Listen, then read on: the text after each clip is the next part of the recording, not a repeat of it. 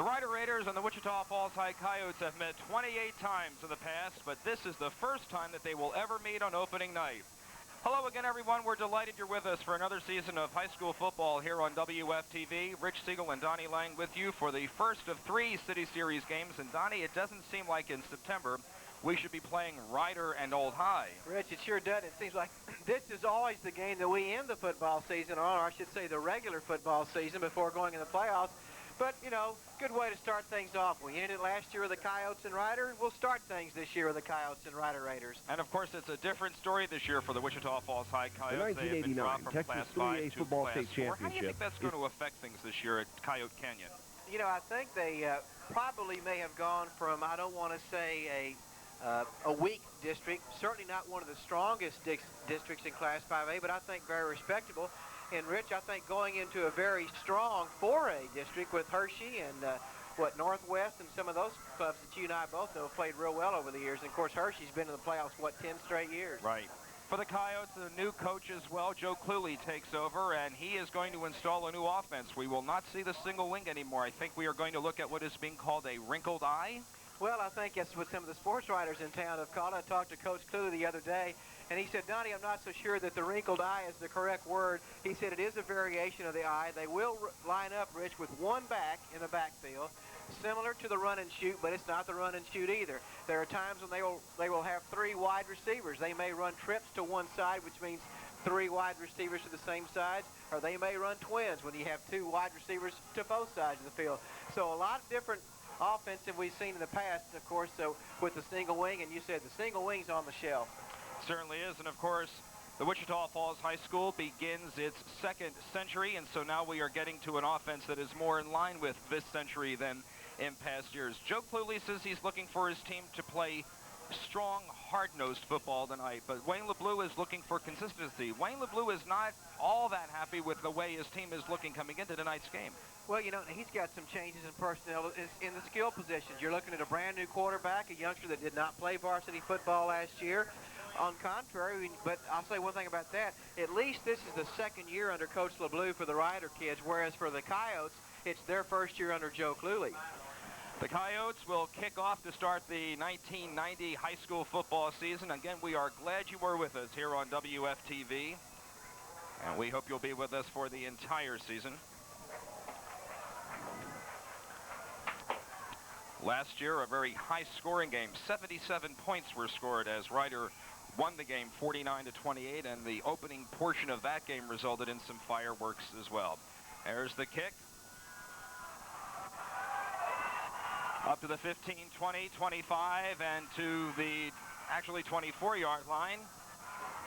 We are at a little bit of a disadvantage here tonight, Donnie. We're way, way upstairs without the benefit of the cheat sheet that we normally use. So we're maybe a little bit behind on a couple of these names. Well, we don't have our spyglasses tonight. Anyway, Rider will put the ball in play 1st and 10 at their 25-yard line. The referee for tonight's game is Brian Kenner.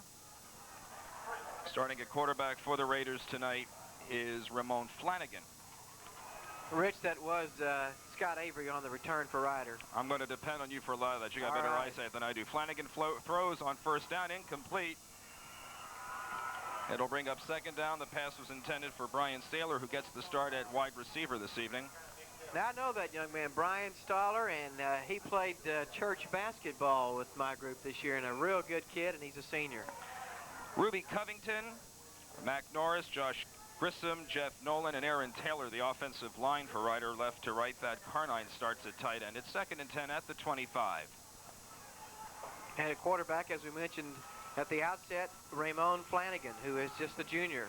Flanagan to the 2nd man through, and that is Mundrell Lewis, and Lewis gets about 5 yards up to the 29-yard line, close to the 30. It will bring up 3rd down and about, we'll say, 3rd and 6, as they'll spot the ball at the 29-yard line. Excuse me, I was going to say, I think one of the interesting things about this as well is Coach Cluley was saying, too, that he didn't feel like that his players defensively were getting the fundamentals and the techniques that, that he feels that they'll have as the season progresses. It's going to be interesting tonight to see how they react to that. It certainly will. On 3rd down and 6, the man in motion is Stoller from right to left. Flanagan, play action fake, will throw. Now has to scramble, chased out of the pocket, gets to the 29, to the 30, and is tripped up at the 30-yard line by Dean Lee, and he will be way short of the first down. It will bring up 4th down and about 4. And so punting time coming up, kick time for Ryder. And not too bad a job there by the young junior Ramon Flanagan. You see the Coyotes had a couple of arm tackles that were not secure. He was able to get out of those and almost picked up the first down. As Rich said, comes up about 3 yards short. Byron Lacey and Brandon Martin are the 2 men deep to receive this punt. That will be kicked by Craig Brown, 5'11 and a half senior. Ball at the 31. There's Brown's kick. It will be fielded by Lacey at the 32, and that is where he goes down, tripped up by Robin Pierce. And so the Coyotes will put the ball in play, their first offensive series with the wrinkled eye. 37 yards on the punt, 1st and 10 Coyotes at the 34-yard line. We have 10:21 to go in a scoreless first quarter. I got first possession for the Coyotes. What do you think? I think it's going to be interesting to see what happens here offensively. You know, they have scored very little in I call it preseason, but of course we know it's not actually called preseason in high school, but in their scrimmages, let's say, they have only scored, I think, once or twice, and they're just not used to the new offense yet. Life without Jason Lavender as well. Dean Lee opens at quarterback. This is going to be a little bit different. We are actually seeing almost a pro set offense. Let's see what happens on first down. Lee gives to the first man through, and that is McMillan, and McMillan gets good yardage up to around the 43 or 44-yard line. That will be a first down, close to a first down. It should be. Rich, I'll tell you something else that's interesting. We're talking about a new offense, and of course, a whole new concept as far as the Coyotes are concerned. But the starting offense is made up of 11 seniors. Now, that's interesting. That is interesting. But, you know, when you go to a new offense, it takes a little while to develop. You know, these guys have been used to that single wing, and now they're having to get used to an entirely new system. They'll stretch the chain, and by about the nose of the football, they do pick up the first down. They'll spot it at the 43. It will be 1st and 10.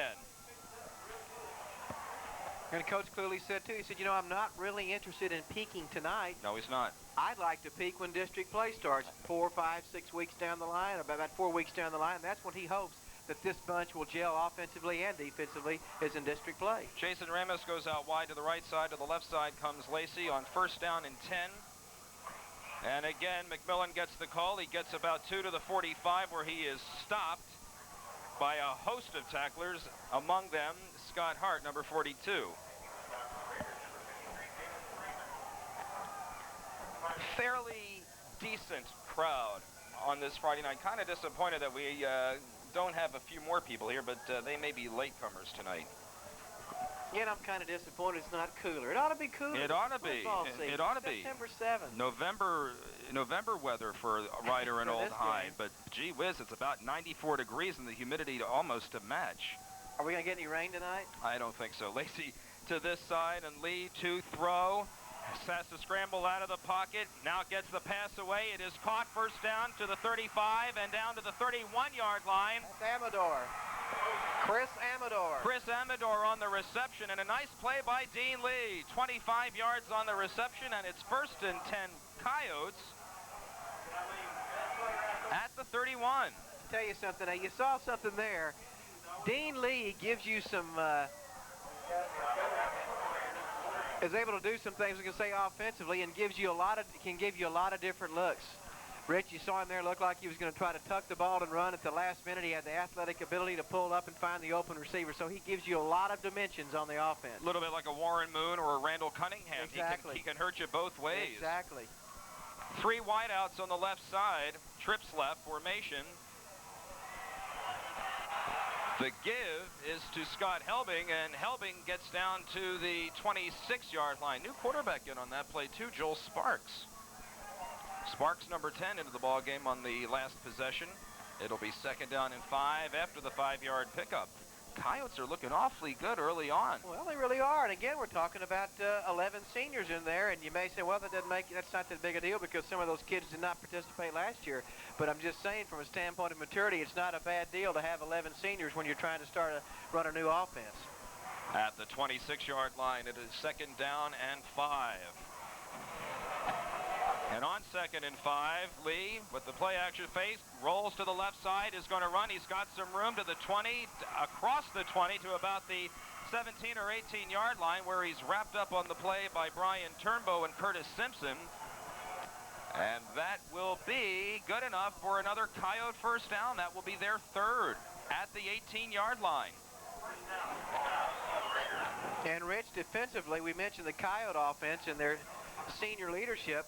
On the other side of the line of scrimmage in the Rider defense, out of 11 people, 7 of those are returning lettermen. But that doesn't mean that they had a lot of participation last year. So it's, you know, it's just one of these deals we're going to have to feel each other out. Well, I'll tell you in a minute what Joe Cluley told me when we chatted briefly before the game started tonight after this play. Lee on first down, being chased out of the pocket again, scrambles, gets away, rolls to his right, gets the pass away, caught, touchdown! How about that? Jason Ramos, number 82, on the reception and 6 points. Jason Ramos going to the far corner, kept running to the same side that the quarterback Lee was running to. Dean gets the pass away for a touchdown. And on their first possession under Joe Cluley in Class 4, running the wrinkled eye. How about that? On the board. Tell you one thing, Mr. Siegel, didn't look too wrinkled to me in that possession, did it? Pretty smooth. Freshly pressed. Yes, sir. Scott Helbing will attempt the point after. What an incredible drive, a very impressive drive as well. There's the snap, the ball is down, the kick is up, and the kick is good. We have 7 minutes and 33 seconds to go in the first quarter. The Coyotes on the board first in City Series number 1. It is 7-0 Coyotes. We'll be back with the Coyote kickoff right after this. You're watching high school football here on WFTV. Off I-44 and what's the... Gotta be crazy. He'd be going crazy. We are back at Memorial Stadium. The first possession for the Wichita Falls High Coyotes, 6 plays, 67 yards, and an 18-yard touchdown pass from Dean Lee to Jason Ramos, and it was awfully impressive. And maybe, Donnie, senioritis means something. Well, you know, it certainly can hurt.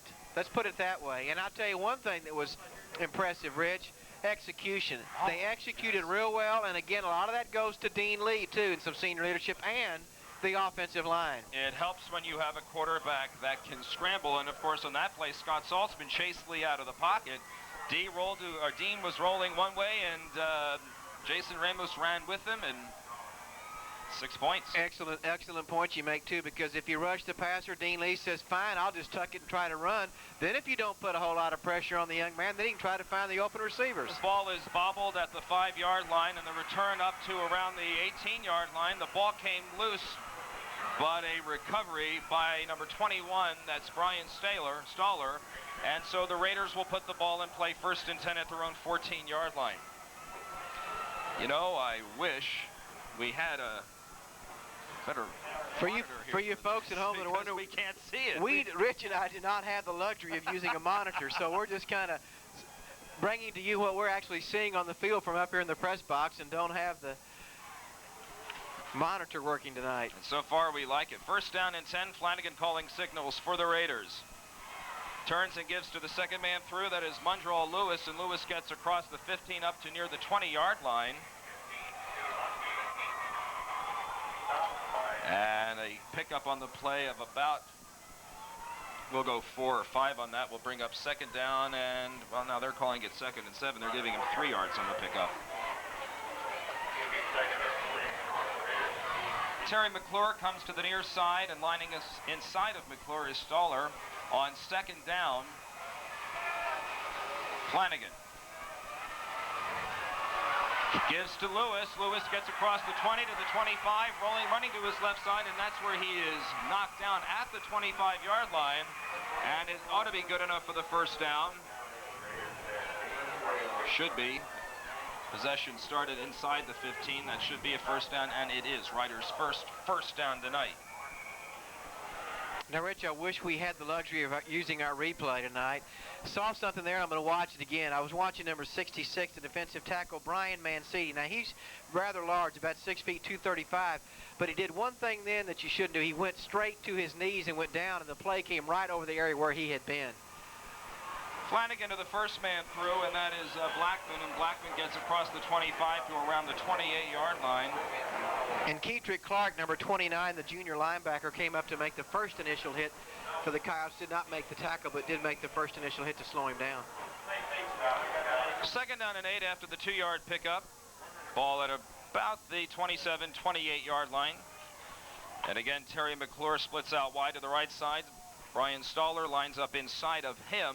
Backs in the I formation. Flanagan on second down will throw, and he comes to the right side, caught by Stoller at the 32 to the 35, across the 35 up close to the 38-yard line, and that ought to be good enough for another first down. I tell you, that youngster right there is a pretty intense kid. He concentrates, he has great work ethics, talking about Brian Stoller, and I think you're going to have a good season out of him this year. One thing I think for sure about little Brian, he'll make sure he catches a football before he cuts up the field. Yes, he certainly will. First down for Ryder at the 38-yard line. We have 5:31 to go in the first quarter. 7-0 Coyotes on an 18-yard touchdown pass from leader Ramos.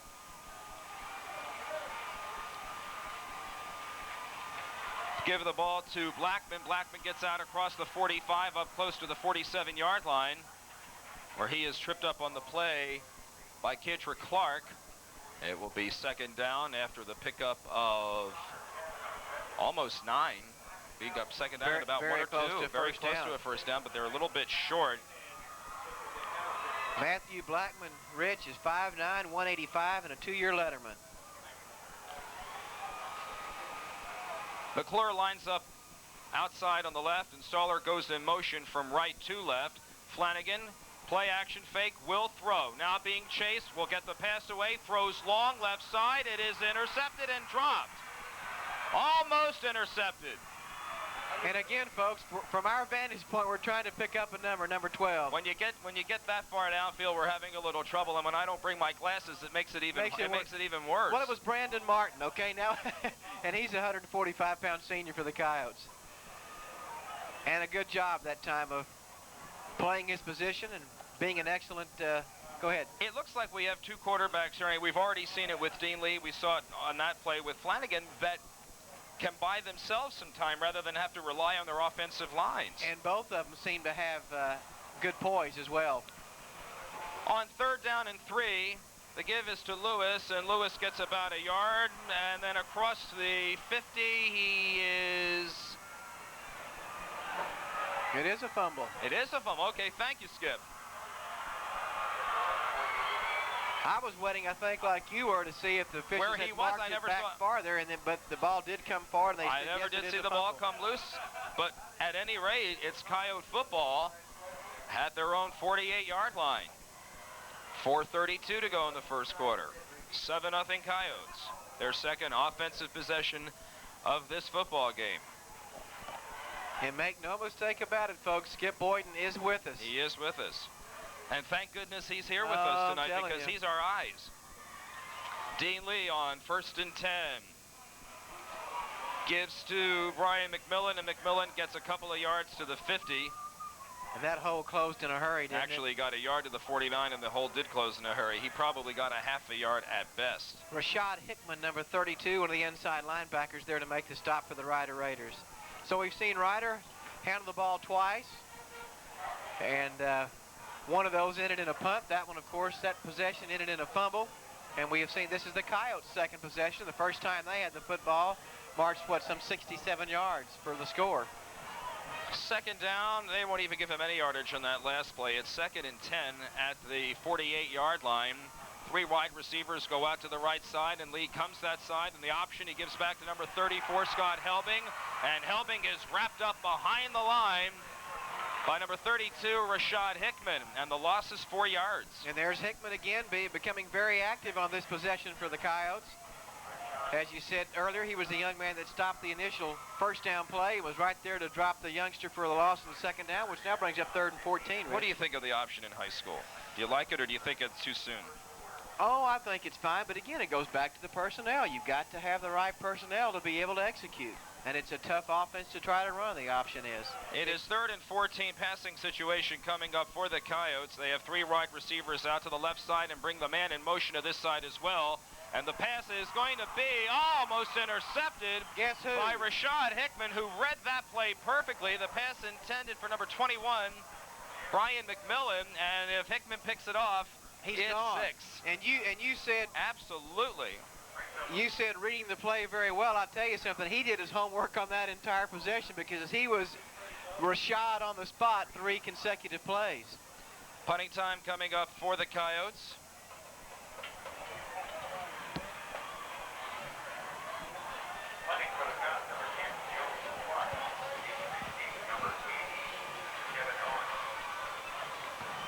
High kick is taken at the 17 or 18-yard line by Avery, and Avery gets up to around the 29. Return of about 12 after the punt of 43 yards. We have 2 minutes and 52 seconds to go in the first quarter. Still 7-0. Coyotes. Ryder coming up with their third possession of the first quarter, led by quarterback Ramon Flanagan, number 8, 6 foot, 148-pound junior. So imagine what he'll be like next season. Staller goes wide to the left side on first down. Kevin Parsons also, actually Parsons to the left side, and Staller goes in motion. Flanagan on first down to the first man through. That's Blackman. Blackman gets across the 30 to around the 31-yard line. Pickup of 2 on the play. It's 2nd and 2. Pretty tough treading out there, too. Started to say number 59 was in on the stop. Rich, is that 59? It certainly is, and I don't have a number 59. That's Mike Vaughn. Or is it go. Matt Anderson? No, it's Mike Vaughn, number 59. There are the changes. All there were right. a few numbers changes that were made, but very few of us got them. Thank you very much, because I show Mike Vaughn as number 58. On 2nd and 8, after the 2-yard pickup, Flanagan will throw, and he comes to the right side. It's in and out of the hands of McClure, who had to go upstairs to get it. Went through his hands at the 40-yard line. It will be 3rd and 8. Terry McClure, 5'9", 160-pound junior. Slightly overthrown that time and couldn't bring it in. Yes, sir. Coyote defense looks pretty good Yes, so far. they do. I haven't found too many things that you can really complain about so far for the Coyotes. But and I'll tell you something else. I think Ryder's defensive stand that last possession was much better, Absolutely, absolutely. Chris Amador, Brian Mancini, Mark Anderson, and Brian Johnson across the front line for the Coyotes. We'll set the rest of them for you in a moment. On 3rd down and 8, again, another passing down. Play action fake, and Flanagan will roll out of the pocket, and he's going long to the right side as Staller open at the 30, to the 25, to the 20, 15, 10, and down at the 9-yard line. But a yellow hanky is on the carpet at the 25, and this one may come back. Regardless if it comes back or not, did I tell you that Staller's got excellent concentration? He looked the football in that time, Rich, and did an outstanding job. They'll go back. Apparently, he's going to pick his flag up. Let's see. It's going to be first and goal. There is a flag on the play, and the official is coming back. He picks his flag up, and he's headed back downfield with no explanation. Hey, it's their first game, too. I heard that. 50 yards. I beg your pardon, 60 yards on that pass and catch, down to the 9-yard line as we come inside of 2 minutes to play. Oh, we did have a penalty, face mask against the Coyotes. Thank you very much. I just saw the signal. All right. That's where you see a face mask penalty in that position. Well, they just reach up and grab somebody's face mask. Just try to tie him up and not let him get away. First and 10. Try to hold him up. First and goal at the 6. They'll march off a few yards on that face mask penalty. McClure goes out wide to the right side, and now there is another timeout. Now Bob Schwartz wants to get everything sorted out here and taken care of. As only Bob can. We'll take a break with them. At a minute 58 to go. In the first quarter, it is 7-0 Coyotes on an 18-yard touchdown pass from Dean Lee to Jason Ramos. However, the Raiders have just come back on their third possession, a 60-yard catch and run. Ramon Flanagan to Brian Staller, and again, it was a situation where Flanagan brought himself some time by scrambling out of the pocket, and Staller, to his credit, got behind the defense. Laryl Bonner covering on that possession and didn't stay with his man, but was able to chase him down. Well, you know, Keetrick Clark had fairly good pressure. number 20. You know, this may be just the right time to tell the folks at home while we've got a pause in the action to go get on the telephone and call 696-3333. I'll tell you what, and order that pizza from our good friends over at Pinocchio's Pizza. The Vista Cablevision Player of the Week is sponsored by Ballpark Sports and Awards, 4526 Fairway Boulevard. Ballpark Sports and Awards for all your engraving and awards. See Eddie. His phone number is 696-3213. And, you know, that's a new Pizza deal. Is 696-3333. Right.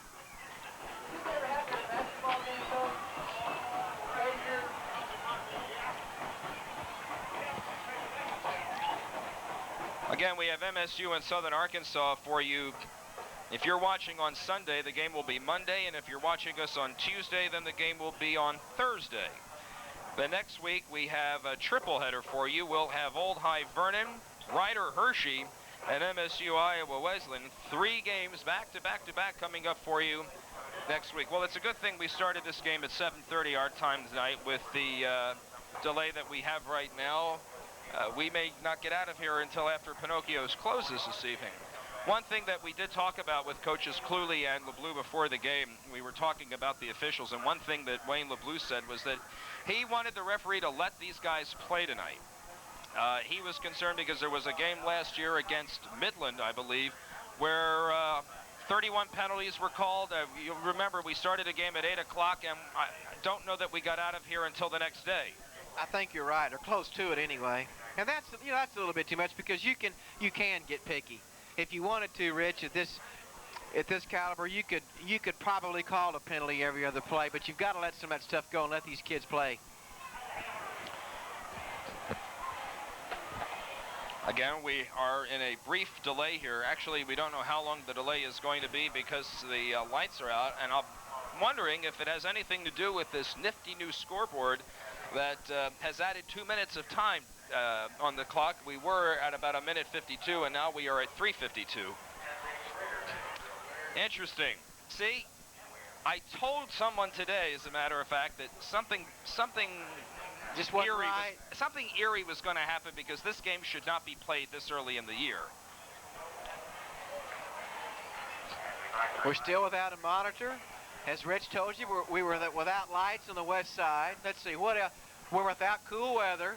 And as we mentioned, this game's normally played in November, and you got to wear jackets or sweaters. And yeah, it's just something strange about this. I agree with you. We talked at the outset about Joe Cluley and Wichita Falls High. 2-7 record last year, looking for some improvement this year. Joe is not going to be upset if the record doesn't improve so much as he wants to see improvement of the team.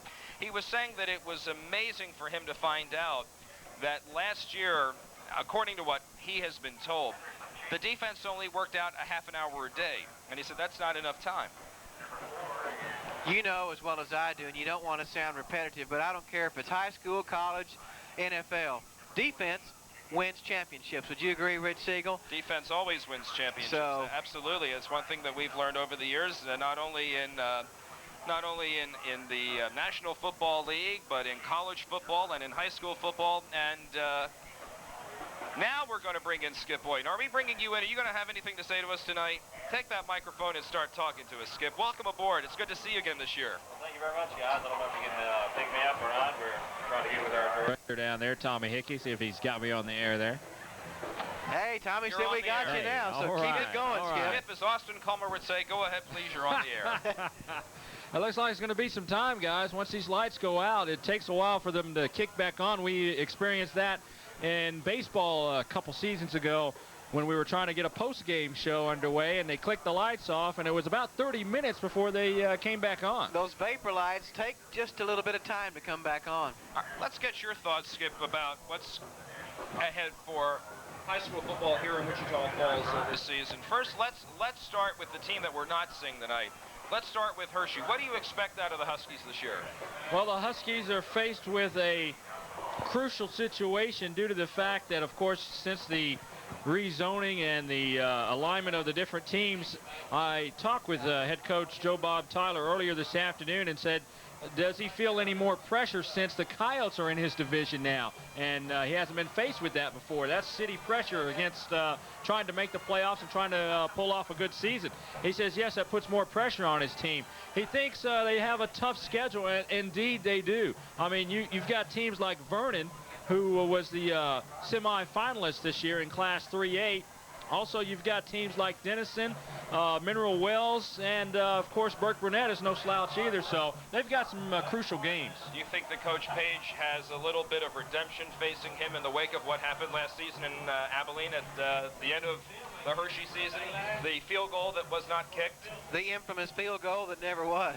Well, of course, that wasn't brought up. We had talked about some of the brighter moments and the aspects of what they can look forward to this season. He says they're going to start off slow, as they usually do. You know, they'd be surprised if they win this first game this evening, but he said they're going to start off slow, and by the time Mike Walker and the guys get tuned up, it'll be playoff time, and I think they'll be ready. Do well in district. That's what he said. Good point, too. Because do you guys remember last year when we were sitting here in this very booth and we were saying, what in the world is wrong with Hershey? You remember, guys, they were picked, what, third or fourth in the state last year, and their first two games were they shut out? Am I right or wrong? That's right. But they could not get the offense going. It seems like they could move fairly well from 20 to 20, but then they would self-destruct. And we said, you know, hey, guys, if this group is ranked third or fourth in state, they got to get things going. But you know what? When district rolled around, they did have things going. And what, Rich? They had like 4 or 5 shutouts themselves against their opponents. So, you know, you're absolutely right. That's why we're not experts. All right, let's go on now. Let's stay in Class 4. Coyotes moving down from Class 5 to Class 4, a move that was not pun as a good move by the Coyote faithful, but one that I think, and I think you have to agree, was necessitated by A, a lack of personnel, and B, the fact that they were just overpowered by just about every team in Class 5. Exactly. They made the move at the right time due to the new system of the Class 5A playoffs. They'd be ended up playing in the small division anyway, so you might as well just come down a notch. And as far as their enrollment is concerned, the other coaches in the Class 4A division in 5-4A say that they should be a good competition because they've got a good enrollment over there, and I think the other teams are scared of them right now just due to that fact. Well, Skip, have you heard anything, you know, if I say from your area, because naturally you are from the Dallas-Fort Worth area or Arlington area, anything down there that's been said about the Coyotes coming into 4A? I guess not too much said. No, not much. It's just the same as some of the other teams like Highland Park, who dropped down about a year ago. You don't really expect to hear from them for another couple of years. But speaking of Highland Park, they dropped down the year before last, and this year, look out for them. Right. Last season, the Raiders finished 7-2-1. They were very impressive, and they barely missed the playoffs. They lost Robert Brooks, among many other players that are not on this year's squad from last year. Again, we'll also think of Nicky Moore, who is not with the team this year. Coach LeBleu says he is looking for consistency tonight, but that's just tonight. Class 5 is a very, very tough class. What are you looking for out of Ryder this year? Are you looking for a playoff team, or do you think they don't have the horses for it? Well, you always look for a playoff team, but Ryder is going to have a very, very tough time. You're talking about Sherman in the division that should just blow everybody away. Since the realignment, they've also added Haltom, the Haltom Buffaloes, along with let's see, an ad of the Richland Rebels. Now, the Rebels shouldn't be much of a problem, but the Haltom Buffaloes will be pretty tough. Denton's always tough, but the two Louisville teams should go on. So it'll be between Sherman and the two Louisville teams, meaning Louisville and Marcus. So they really have a slim chance unless they can put it together. And last year they had a chance to do that. And what Donnie brought up earlier, they at least have a chance with their second year with head coach Wayne LeBleu. So that gives them, you know, a little plus. But without the horses, it's going to be tough to do. I mean, Sherman is loaded. I mean, Skip, you talk about Sherman, the Bearcats, they've got virtually everyone back, do they not, from the strong team of last year? Definitely, they do. And talking a little bit more about the Ryder Raiders, talk a little bit about the way the playoff is going to be. They will more than likely also be in the small division of the Class 5A state championship, with their enrollment of only 1,500 compared to Denton and Haltom, both averaging at least 2,500. Well, it's going to be very interesting to see what does take place here if anything ever does take place here, if you are just joining us and expecting to see a football game, well, you've missed the first, 10 minutes. We have a 7-0 football game with Wichita Falls High leading the Raiders on an 18-yard touchdown pass from Dean Lee to Jason Ramos. And then with a little less than 2 minutes to go, the power went out. And the power out right now is what is causing this delay. It is not raining. It is not snowing. It is not the heat. But there are no lights on the east, or rather on the west side of the field. The lights on the east side are brightly lit. Maybe we should go play over there. We do want to remind you that during the course of our high school football season and our college football season as well, we will have the Player of the Week for you. It's Vista Cablevision's Player of the Week. It is sponsored by Ballpark Sports and Awards, located at 4526 Fairway Boulevard. Ballpark Sports and Awards for all your engraving and awards needs. See Eddie, or give him a call at 696-3213. Eddie Lavery, is that correct? Rich Siegel, I believe that's... Well, that's good enough for me. I'm sure you know more people here than I do. I saw a glimmer of, or a flash of light, and then it disappeared. Well, wait, now, here we go, Rich. We're beginning to get a little light. The lights are coming back on. We can see the halogens or whatever those things are called upstairs. Those things that have gone out are now coming back. And I'll tell you what, if they do start playing on this end of the field, as bad as we're having problems seeing because we don't have a monitor, it's just going to make it doubly worse. But we'll try to do as best we can and hope that you will bear with us. We have about 1:54 to go. They are putting the ball in play. It is first and goal for the Raiders at the Coyote, well, what do you call it? Is it 1st and 6 from the 4? Is it 1st and 4 from the 6? It should be 1st and goal from the 4. All right, and that's what we'll call it.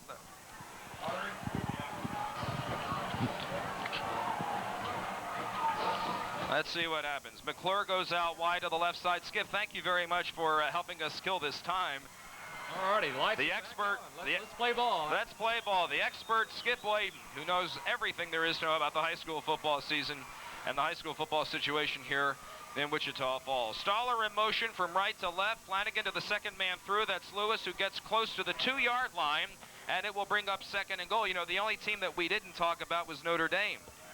And we may have to talk about Notre Dame. I think I promised a couple of Notre Dame players that we do one of their games this year. Well, I'll tell you, that's a pretty talented bunch, and they've got one heck of a running back. Oh, don't they? Gary Pascal, yes, wouldn't you like sir. to see him play? Maybe we can talk our powers that be into taking us over there.